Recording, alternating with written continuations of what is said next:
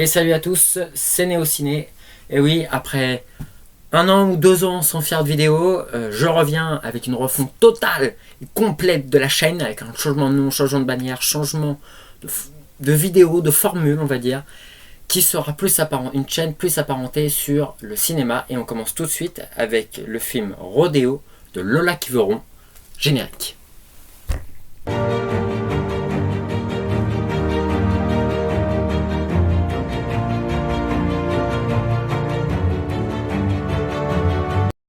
Et oui, en plus, nouveau générique. Quand je dis que c'est une recréation totale de la chaîne, c'est une recréation totale de la chaîne. On ne fait pas petit ici. Ok? C'est NéoCiné ici. Bref. Donc j'ai été voir le film de Lola Quiveron avec mon lycée, car je suis en spécialité cinéma audiovisuel, avec en plus une rencontre de la réalisatrice qui a pu répondre à toutes nos questions. Donc je vais pouvoir vraiment vous faire une belle, grosse critique. Film que d'ailleurs j'ai bien aimé. Mais on commence d'abord par parler de la réalisatrice Lola Quiveron. Donc Lola Quiveron a été diplômée de la FEMIS, l'école la plus prestigieuse de France, en 2016, dans la section réalisation. Son premier long métrage, donc Rodéo, parle de l'univers du cross-bitume, univers dont elle parlait déjà dans plusieurs autres courts-métrages qui datent de la FEMIS, donc de ses années d'études. Pour faire ces films, elle s'est informée d'une façon journalistique et presque documentaire qu'on peut retrouver beaucoup dans d'ailleurs le film Rodéo, donc de ce que je vais parler plus tard. Le film Rodéo a été récompensé à Cannes par le coup de cœur du jury en 2022 et a fait une grosse polémique autour d'une interview de Combini dans laquelle on va pas trop parler, je vais juste en parler là. Dire que les critiques, faut pas les écouter, le film est génial. Par exemple, les gens qui critiquaient n'avaient clairement pas vu le film. Ils disaient que oui, il y a des policiers, les policiers sont, je sais pas, jamais trop compris les critiques sur ce film. D'ailleurs, il n'y a aucun policier dans le film et il n'y a aucun sujet à scandale ou à polémique. Voilà, c'est un excellent film, d'ailleurs que je vous conseille de voir, qu'on va démarrer la vraie critique maintenant. Donc d'abord, je vais commencer par les défauts, selon moi, du film que j'ai trouvé. Déjà, le début de film est assez compliqué. J'ai eu du mal à me mettre dedans. Au tout début, donc on commence très vite avec une entrée in medias res. Donc c'est du latin, c'est-à-dire qu'on commence tout de suite dans de l'action. Par l'héroïne, donc Julia, qui vole une moto. Quelqu'un vend sa moto sur le bon coin et elle arrive à la voler. Je ne vais pas trop vous spoiler sur comment elle fait, mais elle la vole. Donc au début ça va, on commence in medias res, après donc tu as le générique, tu vois Julia sur la route, et puis tu as les noms, réalisatrice, le film, tu as tout le générique. Jusque là c'est assez bien. Et après, c'est là où je vous dis on arrive dans l'aspect vraiment documentaire, c'est qu'il ne se passe rien. Tu suis juste la jeune fille en train de se balader, de rentrer chez elle. Voilà, le début du film, je l'ai trouvé assez compliqué, j'arrivais pas à me mettre dedans, par justement cet aspect-là, cet aspect documentaire, mais inutile parce qu'il ne se passait rien. Rien que tu avais envie de regarder le film, tu es là, tu fais ouais, ok, il se passe rien, et ça dure quand même un long moment, je trouve. Le film dure 110 minutes. Ouais, ça a bien duré 45 minutes, ou les premières 45 minutes, il se passe vraiment rien. Et on voit juste la partie qui aurait pu être la plus intéressante, c'est quand elle rentre chez elle, qui a son frère, et que son frère, je vais pas trop vous spoiler, mais en gros, la vire un peu de la maison, et ils ont une relation très tendue et très conflictuelle. Puisque elle, Julia, ne réussit pas dans la vie, alors que lui, il réussit déjà plus, il va... Notamment, il va au lycée, il aide beaucoup sa mère, des choses comme ça, alors que Julia est complètement paumée et revient à la maison quand elle a besoin d'argent ou de bouffer ou de dormir. Donc, relation conflictuelle qui, pour moi, n'a pas été assez exploitée et qu'on ne ressent pas le conflit et qu'il n'y a pas vraiment d'émotion dans cette scène. C'est vraiment une scène fait encore très documentaire et sans vie. Pour l'instant, il n'y a pas d'âme dans le film. C'est ça que j'ai du mal, c'est que le film commence à te raconter l'histoire, mais l'histoire n'a pas pour l'instant d'âme. Donc c'est vraiment la seule vraie critique que je pourrais faire au film, c'est le début pour moi est complètement loupé. Deuxième partie, donc si j'ai dit que le film était complètement loupé, le début du film était complètement loupé, après cette partie-là, documentaire un peu ratée et ennuyante et sans âme, le film prend une autre tournure et devient génial. Elle aborde notamment des codes que j'aime beaucoup, des codes du western, en faisant beaucoup de gros plans ou de très gros plans sur les yeux, qui d'ailleurs indiquent des duels de regard souvent. Et elle ajoute un grain de l'image qui rappelle aussi les vieux films classiques de western à la John Ford. Aujourd'hui, tous les images qu'on va au cinéma ou même à la télé, c'est du 4K, c'est propre, il n'y a aucun petit grain. Elle, justement, numériquement, a voulu rajouter ce petit grain qui rajoute encore un effet très western. Et l'aspect western aussi, les motos qui remplacent les chevaux des anciens westerns. Là, c'est la monture, sont les motos. Donc on retrouve vraiment ce parallèle. Et le film d'ailleurs est tourné en cinémascope, cinéma traditionnel, format traditionnel du western. Et d'ailleurs de Quentin Tarantino pour Kill Bill, volume 1 et 2, qui lui aussi s'apparente beaucoup à du western. Donc on peut dire que c'est vraiment un film de western moderne, elle reprend tous les codes, et c'est vraiment génial. Mais c'est aussi un film de gangster. Attention, puisqu'il y a tout un trafic de motos, à rentrer dans une sorte de gang de motos qui va rafistoler des motos, parfois les vendre, et beaucoup de fois illégalement, car le chef du groupe s'appelle Domino, est en prison et gère tout le trafic en prison. Et on peut voir que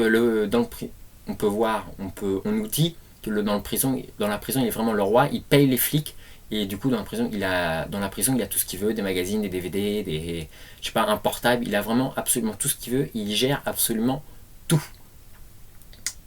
Donc le côté gangster qui est très intéressant, et aussi pendant tout le film, Julia va préparer un gros casse de moto à la Fast and Furious, qui est vraiment bien, et je vous en dis pas plus parce que sinon ça ferait spoiler. Donc c'est vraiment un film de gangster qui rend le film très intéressant. C'est là qu'on voit vraiment la coupure entre le début et avant le milieu du film.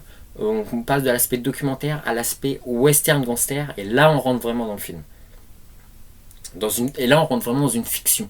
Dans la première partie, on était vraiment dans la réalité, et là on rentre dans la fiction qui est beaucoup plus intéressante, beaucoup plus riche et avec une âme. Et c'est aussi donc dans ces codes qui sont très masculins, le western et le gangster, elle va y mettre bien évidemment une femme, une actrice féminine, et donc un personnage féminin, Julia, qui est exclue, qui est un peu le mouton noir de la société, et notamment même du gang de gangsters, c'est le mouton noir parce que c'est une femme, elle sait faire beaucoup de choses, donc elle jalouse. Mais à la fin, voilà. Mais elle est en même temps forte et seule, et justement va se rapprocher de Ophélie, la femme de Domino, donc le gars qui est en prison, et ils vont avoir une relation. C'est là que j'étais un peu frustré, c'est que je trouve qu'ils avaient une relation, ils auraient pu avoir une relation lesbienne, donc une relation amoureuse qui aurait été parfait dans le film. Comme ça, Lola Kivoron aurait déjà cassé tous les genres. Elle aurait fait du western, du gangster et du cross-bitume. Une femme lesbienne, ça aurait été parfait, ça aurait été génial niveau message. Mais elle n'a pas choisi de le faire. Donc là, oui, je spoil, mais elle n'a pas choisi de le faire. Ce que je trouve dommage, c'est que oui, cette relation aurait pu aller beaucoup plus loin. Notamment que Ophélie et Domino ont un fils, et que Julia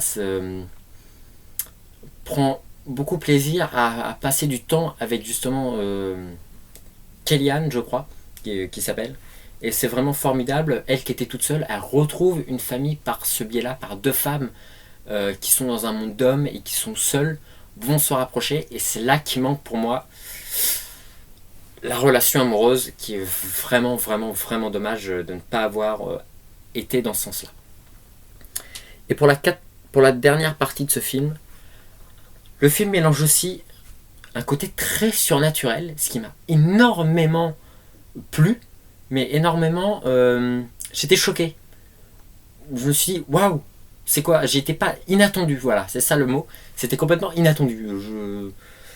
Il y a notamment au début de film la mort d'un certain personnage que Julia va essayer de sauver et qu'elle n'arrive pas à sauver, et qu'elle va revoir dans ses rêves en mode fantôme, qui va un peu la hanter.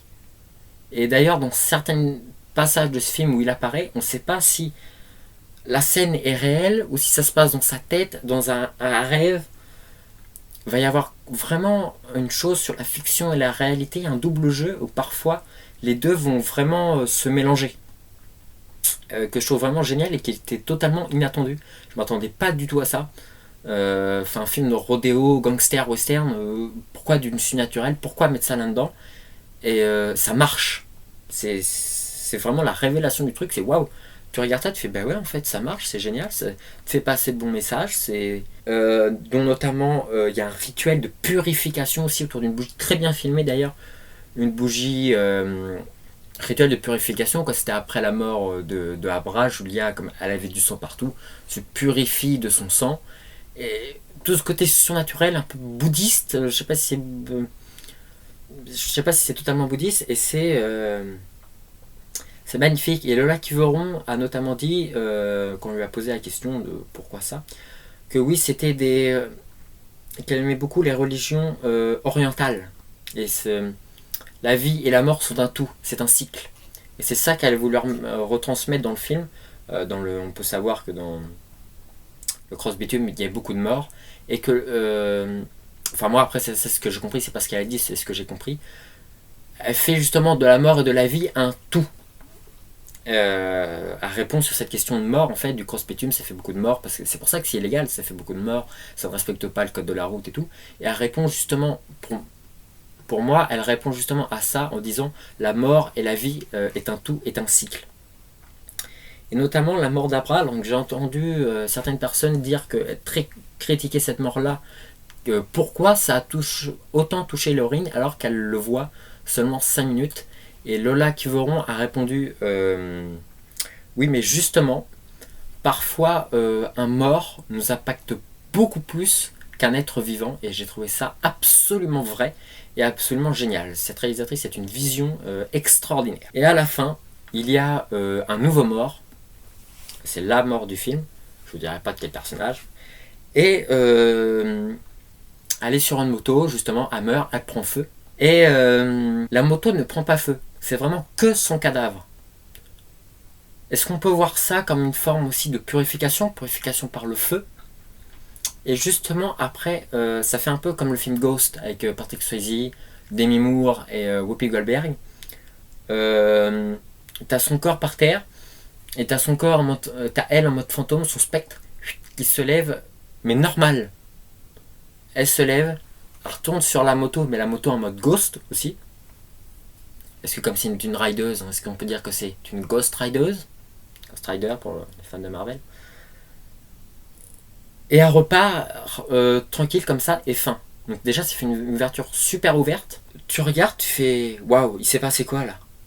Tu retrouves encore ce côté surnaturel, tu te dis mais putain, qu'est-ce que c'est que ce film? Je vais voir quoi comme film? C'est un gangster, c'est un western ou c'est un film fantastique? Et en fait c'est un mélange des trois. Et c'est hyper bien fait, le scénario est vraiment hyper bien construit, parce que tu dis pas non c'est pas possible, ça fait pas, ça marche. Et c'est ça qui est étonnant, c'est que mélanger ces trois genres, ça marche. Pour moi, donc c'est un film coup de cœur par tout cet élément-là. C'est surnaturel. Ce film est hallucinant. Donc voilà pour cette vidéo. J'espère qu'elle vous aura plu pour cette première critique de film et pour l'ouverture de la chaîne Néociné. N'hésitez pas à vous abonner si ce n'est pas déjà fait, à mettre la petite cloche de notification et à lâcher le pouce bleu, même si le pouce en l'air. Parce qu'il est plus bleu maintenant, je crois. C'est bizarre. Bref, abonnez-vous. Et allez voir le film. J'ai fait une fausse fin, c'était pas une vraie fin.